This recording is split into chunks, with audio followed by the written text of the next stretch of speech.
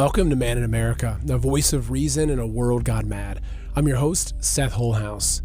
As you look around in this country, I'm not sure what your experience is, but for me, the country feels broken. And I hate saying that. And there's a lot of good things that are happening in this country, and I'm not a pessimist. But when I'm honest with myself, and I'm driving through a small town or going in line at a grocery store, I can see that people are just struggling. Towns are struggling. There's a lot of businesses that are closing, being bought up, and you have these giant corporations moving in instead. Families are broken. I think that COVID split us apart as a society, and we haven't really come back together yet.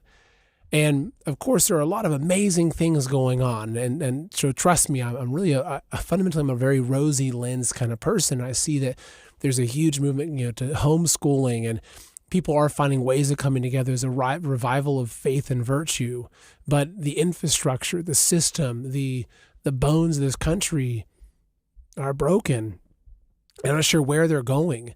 And joining me today is my good friend Alex Newman, who is an investigative journalist, an author, a speaker, very well traveled. And I'm going to have just a very sober conversation with him about what he's seeing, because as you start asking the questions of why is America like this? How did it get like this? You start seeing that, well, if America was a car, the owner of that car has been systematically selling off all the pieces and replacing those pieces with junk and broken pieces, if not replacing them at all. And we've seen that the politicians, the people in control, have been slowly just selling off our country to China, to other foreign nations. They've been dismantling our country. But why? And who's in control of that? And who's it benefit? And why has it been done in a way that it benefits China, one of our enemies? I mean, the CCP is very open about this. Like, what's really going on here? And there was a lot of hope with Trump coming back in 2024. Hey, big changes. We're going to hopefully see some arrests and some really significant things going on. But a lot of people I'm talking to aren't feeling that hope anymore, and they're feeling dejected and thinking, what's really going on? And is Trump part of this system? And so I ask Alex that. What do you think, Alex? Is Trump part of this system? Like, how do you make sense of what's going on and the alignment with big tech and just how fractured we've become? And his answer makes a lot of sense. I'm not going to tell you the answer yet. It's in the interview. But his answer makes a lot of sense. And it makes me really think of what's coming next. So I hope that you enjoy this interview with Alex. He's a sharp guy. He's a smart guy. Apologize, my voice is a little croaky. I'm just recovering from a little bit of a cold. I'm good though, but just had a little croak in the throat. So I sound a little bit like Alex Jones today. So with all that being said, thank you for watching the show. Thank you for supporting. If you're watching on Rumble, make sure you hit that subscribe button, follow the channel, make sure you hit the thumbs up, leave a comment. I love seeing you all here. And I hope you do enjoy this interview with Alex. It's a pretty no holds barred. We're just speaking very openly about where we're at and where we're going and trying to figure out what to do on this journey. So please enjoy. Thank you. Mr. Alex Newman, it's great to have you back on the show. Thank you so much for being here with us today. Great to be here. Thank you very much for having me, Seth. So you are an investigative journalist of many things, and you're not someone who sits behind a keyboard in your basement writing articles. You're going to the places, and you were recently in Brazil for the UN Climate Summit, which I'm sure is full of all kinds of great ideas on how to save the whales and eliminate the people, right? So I'm going to pull up a recent article on the Epoch Times about this, because this is going to open up a lot of different dialogues for you and I to have today. So CCP plays power broker at the UN Climate Summit. So I would love to hear some of the details on this, but also then I wanted to kind of take this and look at how this turns into the education of the youth, which I know a lot of the climate agendas are really targeting the youth of the education, how that ties into homeschools and the UN and all that. But I guess also just looking at the bigger picture of the CCP, because I think that there's been, especially on the right, a lot of focus on Israel. And I think a lot of it is warranted. I'm not rejecting it. There's some very valid points being made, but what's happened and what I've seen in the past couple of years is CCP has very quietly kind of pulled itself out of the limelight as being one of the main enemies of the United States and one of our freedoms, especially on the right, where again they're very focused on Israel. And you rarely see Nick Fuentes or someone like that talking about the things that the CCP is doing and that the communist bloc is actively doing in this world. And so I think it's good to make sure that we're looking at all sides and kind of turning every stone we can. So I'll just let you go wherever you want to go. We kind of have a few topics, but yeah, just go ahead and take it and run with it. Well, thanks again, Seth. Appreciate it. And I think the CCP really needs to be looked at much more closely, not just by American conservatives, but even American liberals. You may think you're aligned with them because you're both on the left, but no, trust me, you do not want communist Chinese style governance. It is like Eric Blair, George Orwell famously said, it'll be like a boot stomping on a human face forever if these megalomaniacs end up in charge. And they're making a lot of progress through the United Nations. I have followed the CCP's role in these UN climate summits for over 15 years. I've been going to cover these for the New American Magazine since 2009. I attended I think it was the COP 14 or 15 in Copenhagen. And one of my first and most strongest memories of this climate summit was actually the CCP. They had this formula that they had developed where they were trying to calculate how many less children had been born as a result of then it was the one-child policy. Brutal, horrific, murderous policy, literally strapping 8-month pregnant women down on tables and forcibly removing their unborn babies from them. Just horrific abuses, perpetrated, by the way, in partnership with the UN Population Fund, the UN agency in charge of reducing the population. They've been exposed many times in the U.S. Congress and congressional testimony. And they had this weird formula about, each baby that wasn't born would have produced X amount of CO2. And I don't remember exactly what the numbers were, but they had this calculation. And they said, as a result of our strict family policies, we have produced X amount less of CO2 than we would have if we weren't imposing these draconian population control policies. And they expected, I guess, applause. They thought everybody would think that was great. I just remember thinking, what kind of savage, barbaric, disgusting totalitarian regime would talk about something like this as if it were a good thing? Something strange is happening with the silver market right now, and most people have no idea. Pause for a second and think about this. Why is silver up nearly 200% in the past year? Bank of America's head of metals research just released a report saying that silver could hit $309 an ounce this year. That's Bank of America saying this. At the same time, the U.S. Mint has paused silver sales because prices are moving so fast they can't keep up. That doesn't happen in normal markets. What's going on is a global silver squeeze, with countries around the world scrambling to lock up physical silver while supply tightens. And at the same time, the old paper price rigging system, the LBMA and the COMEX, is starting to crack, which means the real value of silver and gold is beginning to emerge. Yes, silver is already at a historic high, but many experts believe this move is just getting started as the paper market breaks down and physical supply gets squeezed even further. Honestly, this could be a rare opportunity to build real generational wealth, but the window's closing. Right now, Noble Gold is still able to maintain a reliable supply of physical silver at fair prices while others are running dry. This isn't financial advice. Do your own research. But don't ignore what's happening. The window is closing. So take action today by visiting goldwithseth.com or calling 877-646-5347. Again, that's goldwithseth.com or 877-646-5347. So that was one of my most vivid early memories of going to these COP summits. But it all really hit me in 2015. I was at the UN Climate Summit in Paris, and that's when all the pieces came together. So you had Barack Hussein Obama prancing around the place like some kind of, Santa Claus on crystal meth, $1 trillion for you, $1 billion for you, just presents for everybody, right? And then the big announcement was, as part of the Paris Agreement, the United States, really Barack Obama, was going to slash American emissions of CO2 by, I think it was 30% over the next 10 years. So, my numbers may be off by a few percent. But that was the big news. And then the Communist Chinese promise was, oh, that's great. We think that's fantastic. You do that, Mr. Obama. We're going to be increasing our CO2 emissions for at least the next 15 years. We'll think about peaking maybe sometime around 2030. We'll see how things go. And I remembered Barack Obama saying, under my plan for energy and carbon dioxide, electricity prices are necessarily going to skyrocket. And so here you have the CCP promising to increase CO2 emissions. They were already emitting way more CO2 than the United States. The US government promising to slash CO2 emissions. And somehow that's supposed to save the climate. Now, for me, that was the clearest evidence you could ever need to know for a fact that the ringleaders of this fraud understood that it was a fraud, right? It's not like they're well-intentioned, misguided people who just think that CO2 is bad. Because if you really believed that CO2 was bad for the planet, there's nothing worse that you could do than shut down industry and energy in the United States and ship it over to communist China. Even their data shows that every unit of economic production in China releases more than twice as much CO2 as that same production would in the United States. So they have to know that this is a fraud. If they thought CO2 was really bad, they would have been horrified by this Paris scheme. Instead, they were celebrating it. And I've seen this pattern over and over and over again. A couple of years ago, we were on the Arabian Peninsula.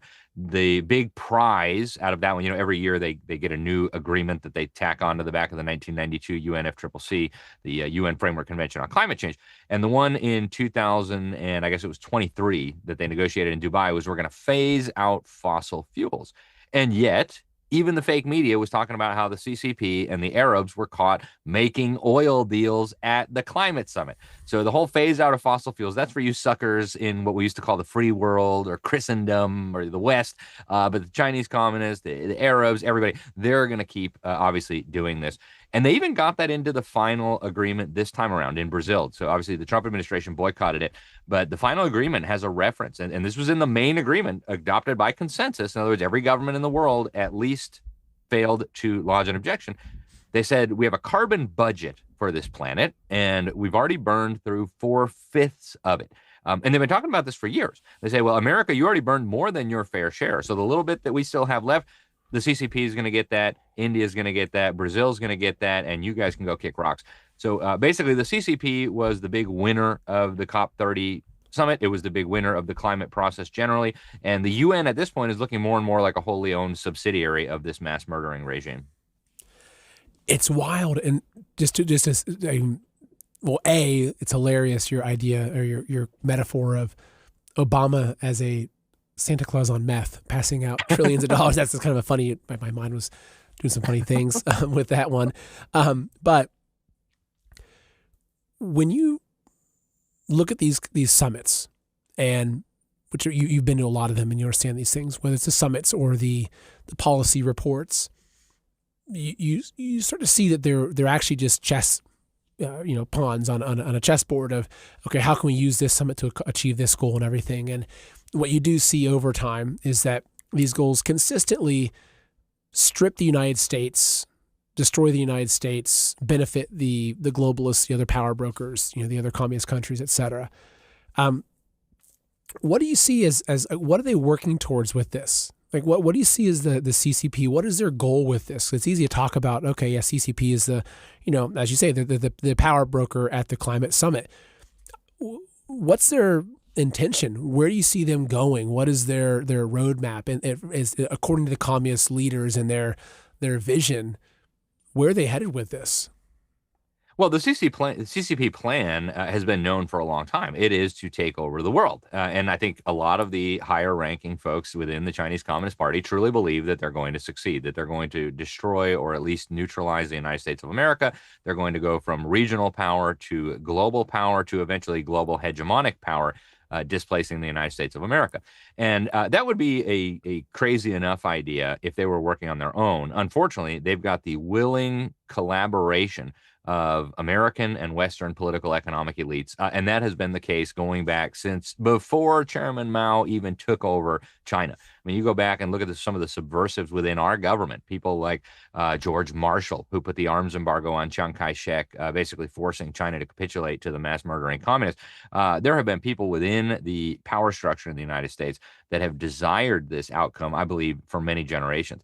They brag publicly about how they have built up the CCP into a superpower. Klaus Schwab is very proud of the role that the World Economic Forum played for 40 years, building up communist China.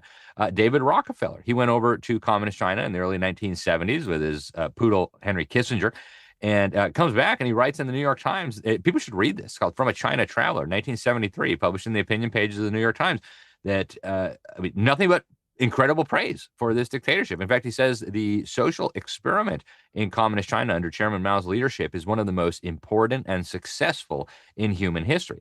So I think what is going on with communist China is it is serving as both the engine driving us toward this new world order that we hear so many people talking about, and also as the model, as the pilot project where we try out the crazy ideas. And to be clear, this would not be possible unless they had the aid and support of very, very powerful people in the Western world, political elites, business elites, etc. And the end goal, with communist China playing a major role, is to completely reshape the world. They want what they themselves call a new world order, but it needs to be based more on the Chinese view of government, more on the communist Chinese view of society, rather than the historic view that underpinned the United States of America, the kind of principles in our Declaration of Independence, that God created us equally, that God gave us rights, that we have a right to life and liberty, and that the purpose of government is to protect those rights. The system that they're building, it is political, it is economic, and it is even religious. We can touch on that as well. The system that they are building has much more in common with the CCP model than it does with the traditional American constitutional Republican model. And I think that's the end objective. Right now they're in a phase that they describe and have described for over a decade in publications such as Foreign Affairs as the move from a unipolar world order to a multipolar world order.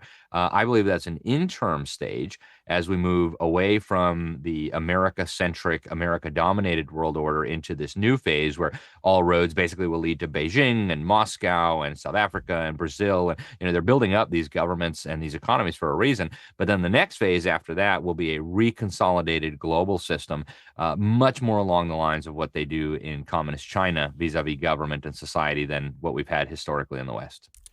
So, and actually, I've even pulled up that op-ed that it was David Rockefeller, right? They wrote in 1973. Yes, that's right. Because I've done some deep dives into the forming of the Communist Party and how it was Yale in China, the Yale in China program that helped Mao, really get started in China, and that you can look and see actually it wasn't just these random Chinese that had these ideas of communism that then brought communism to China. It was actually a lot of wealthy bankers and European families and these kind of bloodline type families that really helped to create the communist beast of the CCP, which is now has played a significant threat.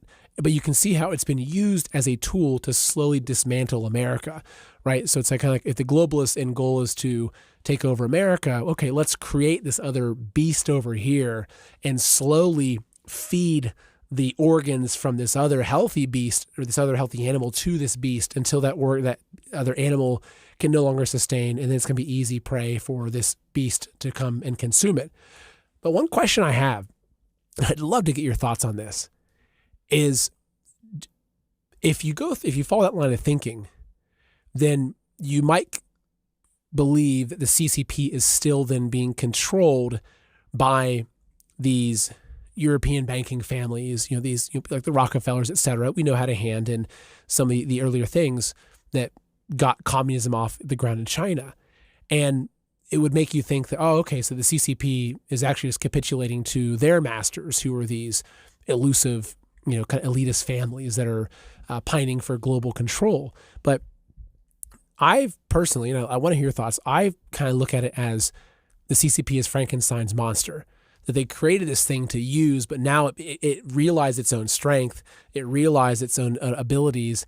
It understood it had this 5,000-year history, this manifest destiny, and it would no longer submit to the fall to the knees of, or below to the feet of the banking system, et cetera, of the West.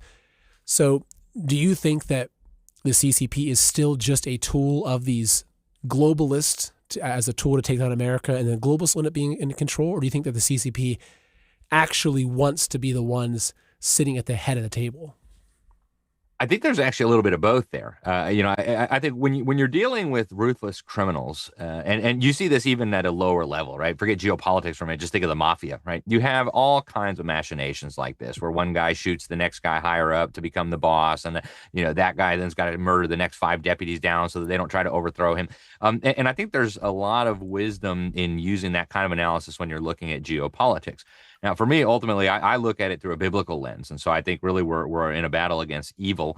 And I think there's an evil side and there's a good side, and evil players often collaborate with each other. And I don't think that's anything surprising. And I think for some people, they look at that and it doesn't really make sense. Like, why would jihadists be in an alliance with communists? And why would the globalists be working with both? Well, do they all see the world the same way? No, of course not. Do they all think they're going to end up in charge? Yeah, they do, right? The communists think they're going to have a global communist dictatorship. The jihadists think they're going to have a global regime, a global caliphate, khalifa as they call it, under the leadership of Allah's appointed individual. Then you have the globalists who think they're going to rule over the ruins of whatever's left. And I think there's almost certainly some element of each of these groups thinks it's using the other two for its own purposes.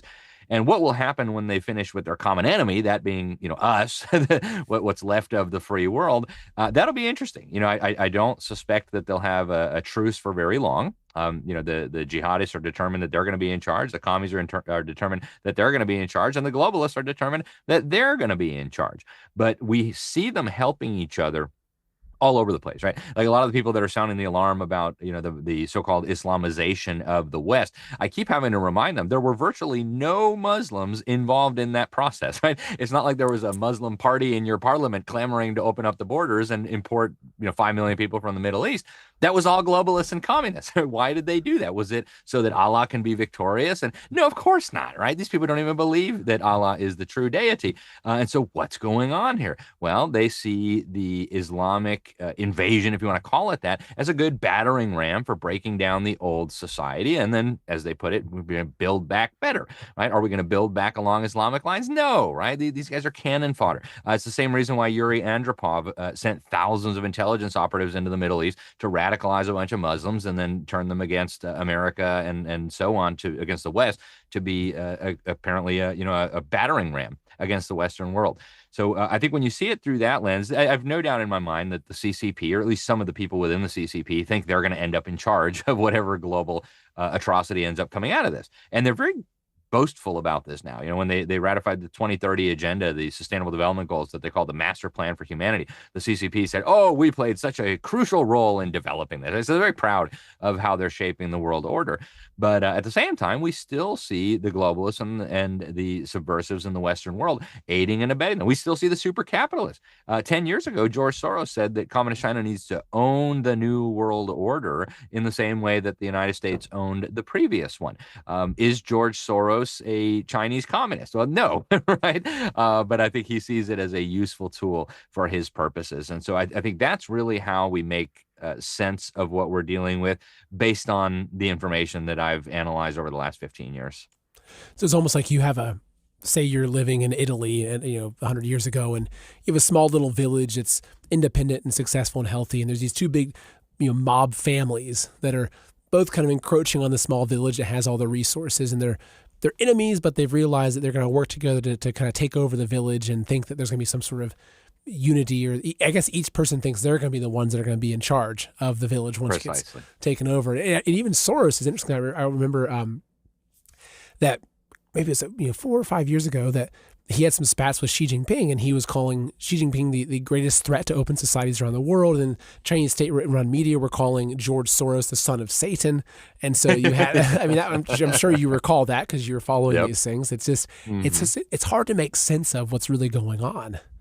Yeah. Well, and I mean, like Larry Fink, right? Larry Fink through BlackRock has been funneling enormous amounts of American capital to Chinese companies, if you want to call them that. Really, they're arms of the People's Liberation Army masquerading as companies. Why is he doing that? Is Larry Fink an ideological member of the Chinese Communist Party? Of course not, right? But as he said, markets like totalitarian government. Well, I think he's pretending like he gets to speak for markets. But no, there's a reason why these people are helping each other, why they're working together, and Rich Higgins, the director of policy and planning during the first Trump administration at the National Security Council, explained this. He said, what Trump is dealing with here is not normal politics. It's a Maoist-style insurgency. And he said you have a convergence of the Islamist movement, the globalist movement, the communist movement, all coming together, working together, he says, to destroy the United States of America, not just as a nation, but even as an ideal.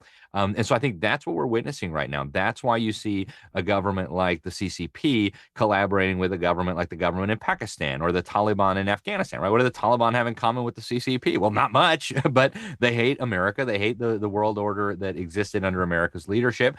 And now they are working together to build a new one. And at first, it'll look like a multipolar world order. And after that, the consolidation phase. So. Yeah, it's also interesting you mentioned, because I know that with a lot of the discussions about BRICS and the emerging BRICS and the dismantling of the more U.S.-centric unipolar world that emerged after World War II, that they talked a lot about multipolar world, right? And it's like, oh, we're not trying to, take everything for ourselves. We just want to play a fair playing field, and we want to have, these multiple different nations that kind of keep each other in check. But you make a very good point, though, that they don't view that as the end goal. That's just a stepping stone. It's like socialism. Well, socialism isn't the end goal. It becomes the stepping stone for a communist system to take root. And so you see that really the end goal of this, which that goal does involve the complete dismantling and destruction of America and of the Constitution, but that the end goal is these organizations or these groups, whatever you want to refer to them as, destroying America, bringing in a global system, most likely a global system that is really coming out of the East. And I've seen even a lot of the kind of the banking type folks or the more elitist referring to, as you mentioned, I think it was Soros discussing that as well, that they do see, it's almost like they shifted their favor. At one point, especially World War II, post-World War II, the United States became the great mechanism of control for the world. But as that has ran its course, probably starting in the 70s, Deng Xiaoping, Bill Clinton coming in later, opening everything up. Slowly, then the shifting is that, okay, now they're slowly kind of moving over. Now we're at the place where they're setting things up so that the center of the unipolar world after the phase of the multipolar world becomes China. Yeah, and I think ultimately all roads will lead to Beijing. And they've got multiple plays that they're running. One that I've been tracking, again, for my entire career in journalism is the move toward regionalization. I think the multipolar phase will involve very strong regional governments. Obviously, the European Union is the premier example of this. But if you look, what the BRICS have in common is essentially every one of those governments is the anchor of its respective regional order. And Henry Kissinger outlines this in his book, World Order, published about 10 years ago. He talks about how the quest for world order is necessarily going to involve establishing these regional orders and then relating them one to another. And so you have the European Union serving as kind of the model, but these things are popping up all over the world, right? And I challenge people to just think about this for a second, right? What are the odds that everywhere in the world, every people, every nation just woke up and said, hey, what do we need this national sovereignty thing for? Why don't we just pool our sovereignty together with a bunch of countries that are kind of close to us that we share nothing in common with? It's absolutely ridiculous. This is a policy that's being imposed on people all over the world by the same kind of forces that we're talking about. The African Union's a really great example, right? You go ask your average African, and I've lived in Africa, I've been all over Africa. Ask your average African, what do you think of the African Union? The what? Oh yeah, that thing. We don't know anything about that. That's totally irrelevant to my life. Who's imposing an African Union on the Africans? Well, it's not the Africans who are asking for this.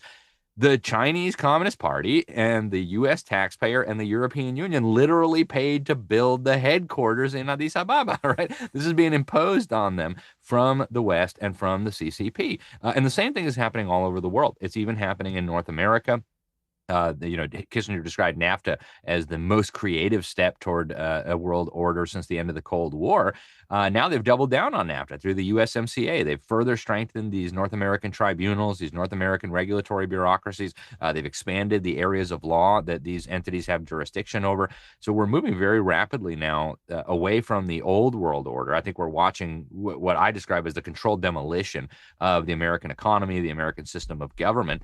I hope it doesn't succeed, but I think that's their plan. And then its replacement with this kind of regional constellation where you got the EU, the African Union. Putin, of course, is building the Eurasian Union, the SAARC down in South Asia. You've got the ASEAN, the Association of Southeast Asian Nations. And I don't even think the globalists themselves know exactly what it'll end up looking like, but I imagine they'll have somewhere between 7 and 12 of these regional governments, and then we'll start dividing up into alliances. And then eventually, I think their plan is all power and authority should be within the United Nations itself.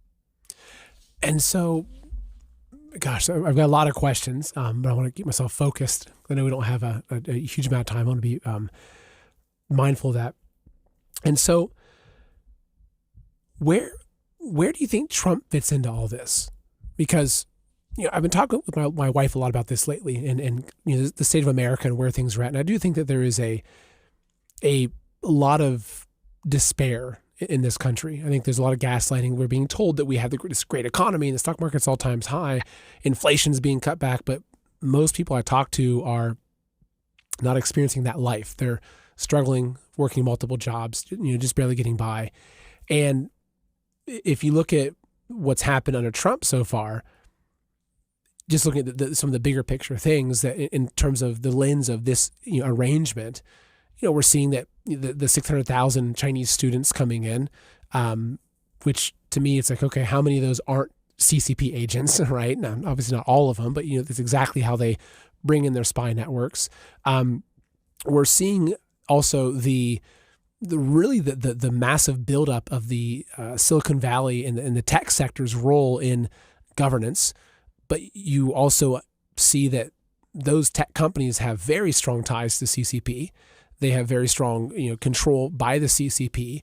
And so do you, and maybe we're getting a little bit into sensitive territory here, but I think it's, it's like with you, I feel very comfortable kind of getting into these things, but it's like, do you think that Trump is opposing this shift and opposing this kind of new order, or do you think that he is being used as a tool to help bring in this order and to help kind of, even though there's been these great promises and some good things, Trump has done some good things. I'm not going to just bash him. He's done some very good things I've been very happy with. However, there are some other things that I'm like, that's a big red flag right there.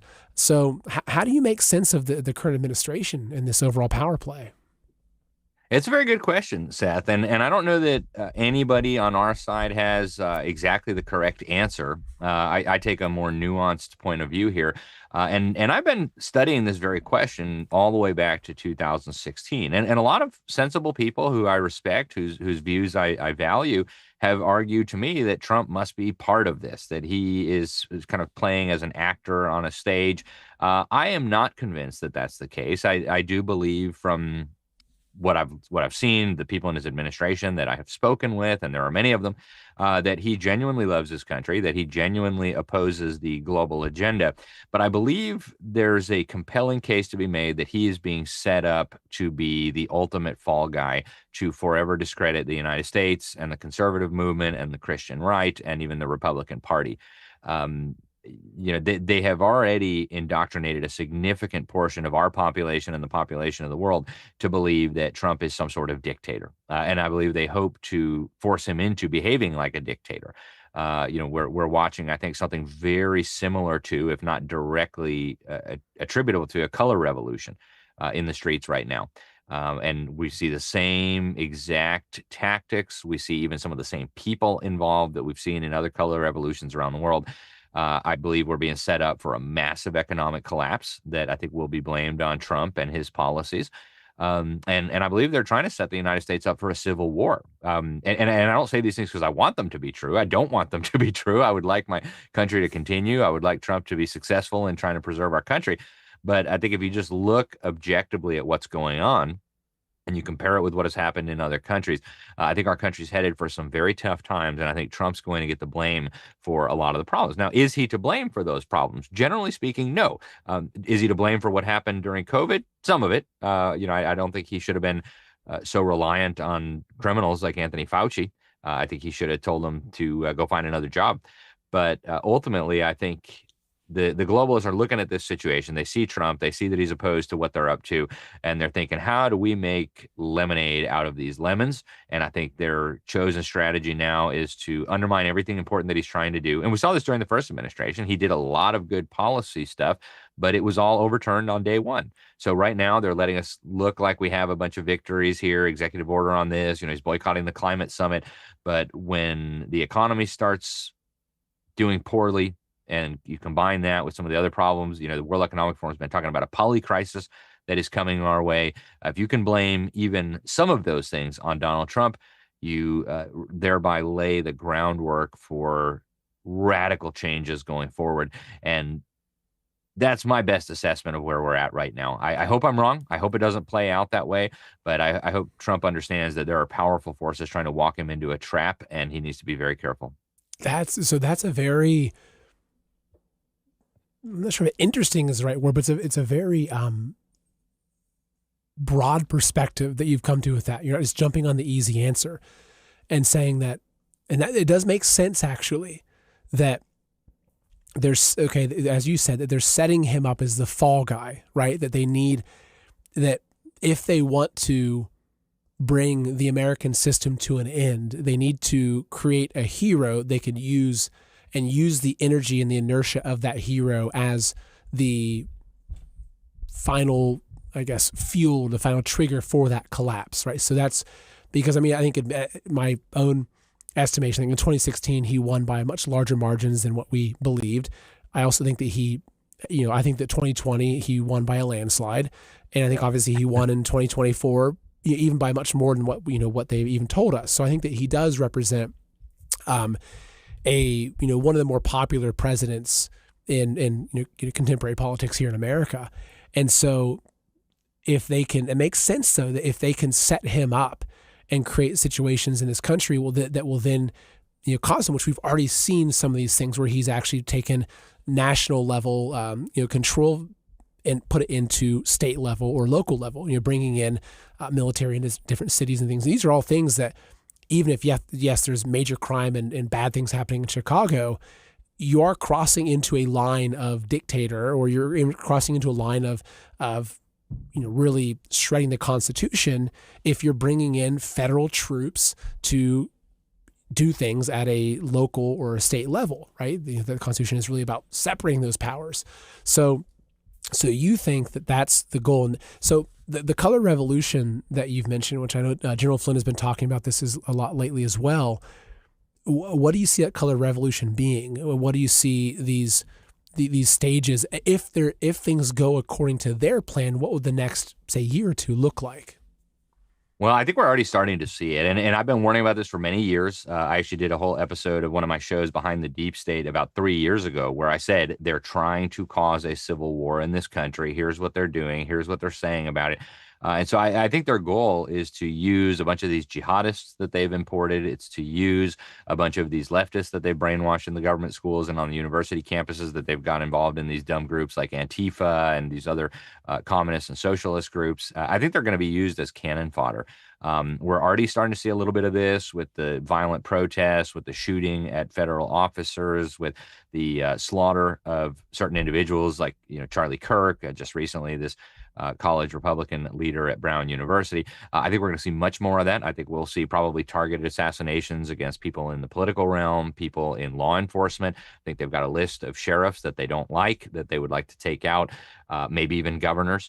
And ultimately an effort to try to polarize the American people, balkanize the American people. And so right now, and you've seen it, it's all the white people. We got to get rid of the white people. Oh, it's the black people. If we could just get rid, it's the Jews. If we could just get rid of the Jews. Oh, it's the Catholics. Right? They're whispering this all over the place. They're trying to turn Americans against each other so that we will attack each other instead of realizing that we are in mortal danger as a nation and uniting to stop the genuine enemies of our republic, the genuine enemies of our liberty. So I hope it doesn't come to that. I hope the administration will take proactive steps within the bounds of the Constitution to prevent something like that from happening. I hope Americans will not be duped, whether it be a false flag or a real attack. That doesn't mean that your neighbor is a bad guy. That doesn't mean that you should go join some, militia under the leadership of, Joe Sixpack. We need to respect lawful authority. We have sheriff's departments, elected sheriffs. We have governors. We need to keep our lawful systems and authority in place.